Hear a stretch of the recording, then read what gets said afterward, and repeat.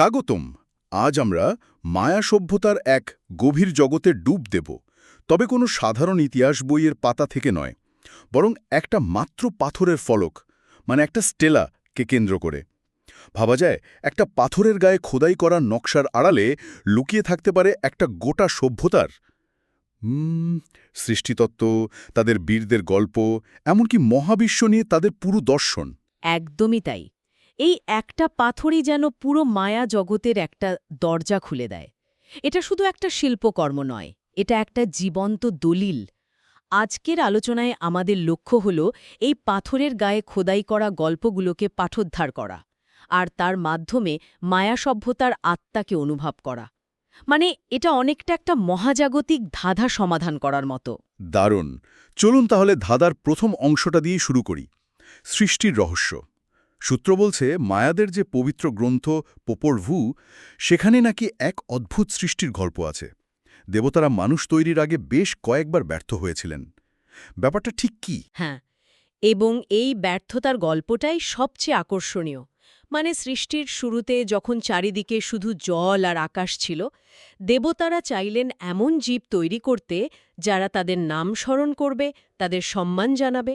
প্রথমে তারা পশু পাখি তৈরি করলেন, কিন্তু তারা তো শুধু কিচিরমিচির আর গর্জন করতে পারত, দেবতাদের নাম জপ করতে পারত না। এতে দেবতারা বেশ হতাশ হলেন।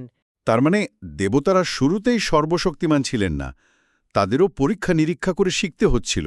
এটা তো প্রচলিত ধারণার থেকে একদম আলাদা। ঠিক ধরেছেন। মায়া দেবতারা কিন্তু ভুলের ঊর্ধ্বে ছিলেন না। প্রথম চেষ্টায় ব্যর্থ হয়ে তারা কাদা দিয়ে মানুষ বানালেন, কিন্তু সেই মানুষ ছিল নরম, কথা বলতে পারত না। আর আর বৃষ্টিতে গলে যেত। হ্যাঁ, বৃষ্টিতে গলে যেত। এর পরের চেষ্টা ছিল কাঠ দিয়ে। কাঠের মানুষ দেখতে ঠিকঠাক ছিল, হাঁটতে চলতে পারত, এমনকি বংশবৃদ্ধি পর্যন্ত করতে পারত। কিন্তু একটা বড় সমস্যা ছিল। কি সমস্যা ছিল? এতে দেবতারা প্রচণ্ড ক্রুদ্ধ হন।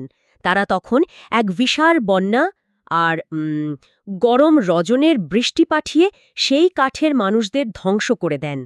গল্পে এমনও বলা হয় যে তাদের পোষা জীবজন্তু আর ব্যবহার্য জিনিসপত্র তাদের বিরুদ্ধে বিদ্রোহ করেছিল।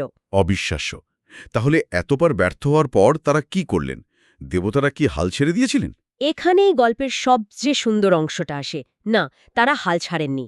দেবতারা শেষ পর্যন্ত সাদা আর হলুদ ভুট্টা খুঁজে পেলেন। সেই ভুট্টা পিষে যে মণ্ড তৈরি হল, তা দিয়েই তারা বর্তমানের মানুষ তৈরি করেন।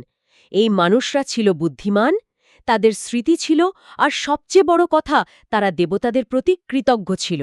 তার মানে তাদের কাছে নিজেদের অস্তিত্ব আর তাদের প্রধান খাদ্য, এই দুটো জিনিস একেবারে একেবারে একাত্ম হয়ে গিয়েছিল।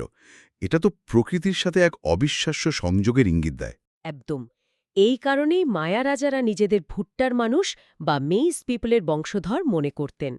তারা ছিলেন পৃথিবীতে দেবতাদের প্রতিনিধি, আর এই প্রতিনিধিত্ব টিকিয়ে রাখতেই তাদের এক ভয়ঙ্কর প্রথার পালন করতে হতো। নিজেদের রক্তপাত করানো? হ্যাঁ। এই রক্তপাতের ব্যাপারটা শুনলেই কেমন নৃশংস মনে হয়। এটা কি শুধু দেবতাদের খুশি করার জন্য ছিল? বিষয়টা তার চেয়েও অনেক গভীর। এটা ছিল এক মহাজাগতিক চুক্তি, অনেকটা মহাবিশ্বকে সচল রাখার জন্য একটা রক্তের ট্যাক্স দেওয়ার মতো। মায়াদের বিশ্বাস ছিল দেবতারা নিজেদের রক্ত দিয়ে মহাবিশ্ব আর মানুষ সৃষ্টি করেছেন, তাই সেই সৃষ্টিকে টিকিয়ে রাখতে হলে দেবতাদেরও মানুষের রক্তের প্রয়োজন। এটা ছিল এক পারস্পরিক আদান প্রদান, যা মহাজাগতিক ভারসাম্য রক্ষা করত। আচ্ছা, তাহলে এই রক্তের ট্যাক্স দেওয়ার প্রক্রিয়াটা কেমন ছিল? নিজেদের জিভ, কান বা অন্য কোনো অঙ্গ ছিদ্র করতেন। সেই রক্ত গাছের বাকল থেকে তৈরি এক ধরনের কাগজের ওপর সংগ্রহ করে একটা পাত্রে পোড়ানো হতো। তাদের বিশ্বাস ছিল সেই ধোঁয়া ওপরের জগতে উঠে গিয়ে দেবতা আর পূর্বপুরুষদের কাছে পৌঁছায়। মানে ওই ধোঁয়াটা ছিল অনেকটা দেবতা বা পূর্বপুরুষদের কাছে একটা ডাইরেক্ট লাইনের মতো। একটা ফোন কলের মতো। এর মাধ্যমেই তারা যোগাযোগ করত, পরামর্শ চাইত। ঠিক। এই দৃষ্টিভঙ্গিটা তো প্রথাটাকে নৃশংসতার চেয়েও অনেক বড় কিছু হিসেবে তুলে ধরে। এটা রাজার এক বিশাল দায়িত্ব ছিল তাহলে। অবশ্যই, এটা ছিল প্রজাদের প্রতি রাজার দায়বদ্ধতার এক পবিত্র প্রতীক, নিছক যন্ত্রণা নয়। এই পাথরের ফলকগুলোতে প্রায়ই দেখা যায় একজন রাজা এই রকম কোনো আত্মত্যাগের মুহূর্তে আছেন এবং ধোঁয়ার মধ্য থেকে কোনো দেবতা বা পূর্বপুরুষের অবয়ব বেরিয়ে আসছে। সৃষ্টিতত্ত্ব আর দেবতাদের সাথে এই চুক্তির পর পাথরের গায়ে আরেকটা মহাকাব্যিক গল্প খোদাই করা আছে, দুই যমজ ভাইয়ের, হুনাপু এবং ইশওয়ালামকে। কারা ছিল তারা? এরা হলো মায়া পুরাণের সুপারহিরো। তাদের বাবা আর চাচা খুব ভালো বল খেলোয়াড় ছিলেন, কিন্তু তাদের খেলার শব্দে পাতালপুরী বা শিলালবার দেবতারা বিরক্ত হয়। শিলালবার ছিল মৃত্যু আর রোগের দেবতাদের এক অন্ধকার জগৎ। আর তারা ছলনা করে দুই ভাইকে পাতালে ডেকে নিয়ে হত্যা করে। হ্যাঁ, তাহলে এই যমজ ভাইয়েরা তাদের বাবার মৃত্যুর প্রতিশোধ নিতে গিয়েছিল। ঠিক তাই। হুনাপু আর ইস্পালানকে বড় হয়ে তাদের বাবার ভাগ্য সম্পর্কে জানতে পারে এবং প্রতিশোধ নিতে পাতালপুরীর উদ্দেশ্যে যাত্রা করে। পাথরের ফলকে যে পেঁচানো সর্পিল নকশাগুলো দেখা যায়, সেগুলোকে অনেকেই পাতালপুরের ভয়ঙ্কর প্রবেশপথের প্রতীক বলে মনে করেন। সেখানে গিয়ে তারা মৃত্যুর দেবতাদের বল খেলার জন্য আহ্বান জানায়। এই বল খেলার কথা শুনলে তো আমাদের মাথায় ফুটবল বা ক্রিকেটের ছবি ভাসে। মায়াদের এই খেলাটা কি নিছকই বিনোদন ছিল, নাকি এর কোনো ধর্মীয় বা রাজনৈতিক তাৎপর্যও ছিল? এর পুরোটাই ছিল ধর্মীয় এবং রাজনৈতিক। খেলাটা হতো পাথরের কোর্টে, আর খেলোয়াড়দের প্রায় 7 কেজি ওজনের একটা কঠিন রাবারের বলকে 7 কেজি? হ্যাঁ, 7 কেজি। সেই বলকে কোমর বা উরু দিয়ে মেরে পাথরের দেয়ালের একটা রিংয়ের মধ্যে দিয়ে গলাতে হতো। হাত ব্যবহার করা নিষিদ্ধ ছিল, আর বাজিটা ছিল জীবন। শিলালবার দেবতারা খুব ধূর্ত ছিল। তারা খেলা ছাড়াও যমজ ভাইদের মারার জন্য নানা রকম ফাঁদ পেতেছিল। কিরকম ফাঁদ? যেমন, তাদের অন্ধকার ঘরে আটকে রাখা হয়েছিল, যেখানে শুধু জ্বলন্ত চুরুট আর মশাল দিয়ে রাত কাটাতে হতো। তারপর ছিল ছুরির ঘর, যেখানে ধারালো ছুরি কনস্ট্যান্টলি তাদের দিকে তেড়ে আসত। সবচেয়ে ভয়ঙ্কর ছিল জ্যাগুয়ারের ঘর আর বাদুরের ঘর। বাদুরের ঘরেই হুনাউপুর মাথা কেটে নেওয়া হয়েছিল। সর্বনাশ! তাহলে তারা জিতল কিভাবে? শিলালবার প্রধান দেবতাদের ধ্বংস করে দেয়। এই বিজয় ছিল অন্ধকারের ওপর আলো, বিশৃঙ্খলার ওপর শৃঙ্খলা আর মৃত্যুর ওপর জীবনের জয়ের প্রতীক। এই যে বীর যমজ ভাইয়েরা পাতালপুরী জয় করে, এর পরের ঘটনা কি? তাদের এই জয় কি মর্ত্যের মানুষদের জন্য কোনো বার্তা বহন করত? অবশ্যই করত। পাতালপুরী জয়ের পর দুই ভাই আকাশে অমর হয়ে যায়। হুনাপু হয়ে ওঠে সূর্য আর ইশবালানকে হয়ে ওঠে ছাদ। তাই প্রতিদিন সকালে যখন সূর্য ওঠে, মায়েরা বিশ্বাস করত যে হুনাপু আরও একবার পাতালের অন্ধকারকে পরাজিত করে ফিরে এসেছে। এই গল্পটা তাদের রাজাদের জন্য প্রচণ্ড অনুপ্রেরণার ছিল। কিভাবে? রাজারা কি নিজেদের এই যমজ বীরদের সাথে তুলনা করতেন? প্রচণ্ডভাবে। মায়ারা রাজারা যুদ্ধে যাওয়ার আগে বা কোনো গুরুত্বপূর্ণ অনুষ্ঠানে নিজেদের এই যমজ বীরদের মতো করে সাজাতেন। তারা বিশ্বাস করতেন এর মাধ্যমে তারা সেই দৈব শক্তি লাভ করবেন এবং শিলালবার অন্ধকারের প্রতীক মানে শত্রুদের হাত থেকে রাজ্যকে রক্ষা করতে পারবেন। তাই এই পাথরের ফলকগুলো কেবল রাজার ছবি নয়, এগুলো ছিল শক্তির আধার। এই যে পাতালপুরী জয় করে আকাশে সূর্য আর চাঁদ হয়ে যাওয়া, এটা তো সরাসরি তাদের মহাবিশ্বের ধারণার সাথে জুড়া যায়। তাদের কল্পনায় এই জগৎটা আসলে দেখতে কেমন ছিল?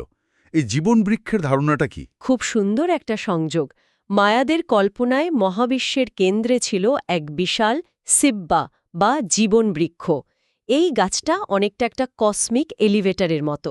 এর শিকড় ছিল পাতালপুরীর 9টি স্তরে, কাণ্ড ছিল আমাদের এই মর্তলোকে, আর এর ডালপালা স্বর্গের 13টি স্তরকে ধরে রেখেছিল।